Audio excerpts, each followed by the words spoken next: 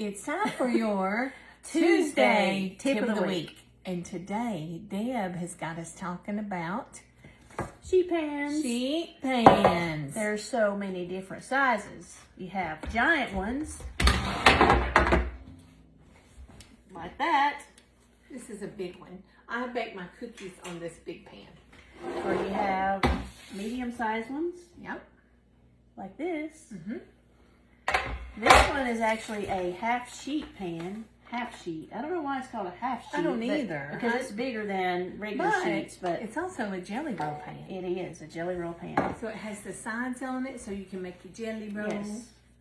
Would you call a Jelly cookie roll. sheet that don't have sides? Is it a sheet pan too? Yes. Okay, I have one of those too. Yeah. And I have smaller ones, but I couldn't find it.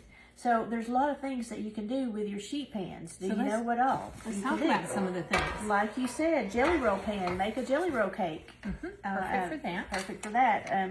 You can, this is what I've done with this one. I love this idea. Put all of your ingredients for a meal A on recipe. one, a recipe for a recipe, and carry them over to where you're going to work, and you've got everything corred together, All together. so I that love you that. can easily make your recipe. I love that. That's something to do with it. Of course, make cookies like Mo does, Mm-hmm. or you don't have to make decorator cookies. You can make any kind of Any cookies. kind. Chocolate, chip, oatmeal. Yes, Any whatever kind.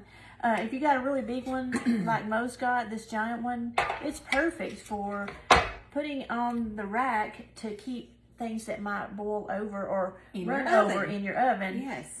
It'll land on the sheet pan, not on the oven. Didn't that happen to us not long Yes, ago? it did, and we did not have anything we under did it. not, And I and- had to wash the oven out. So we could have used this Tuesday tip of the week. Exactly. y'all.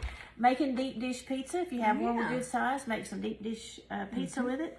If you got to freeze something like cookie dough, or if you're going to flash freeze some vegetables or fruits, put them on your cookie sheet on a piece of parchment paper.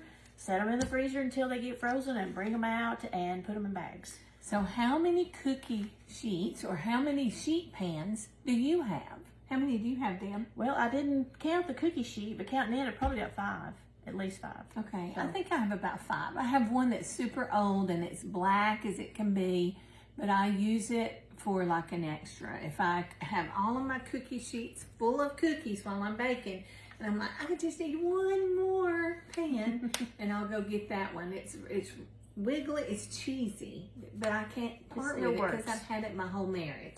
And So- some of them are really good for browning. They get the bottom of things brown. So if you're making biscuits or something that you might have a favorite one that you cook your biscuits on. And I have some of the Pampered Chef ones that are amazing. They are. quality. They're kind of heavier They're than some. heavy and thick. I usually have to Yeah. add a few minutes to my cookies when I'm using those pans Okay. because they are a little bit Yeah, thicker. they are.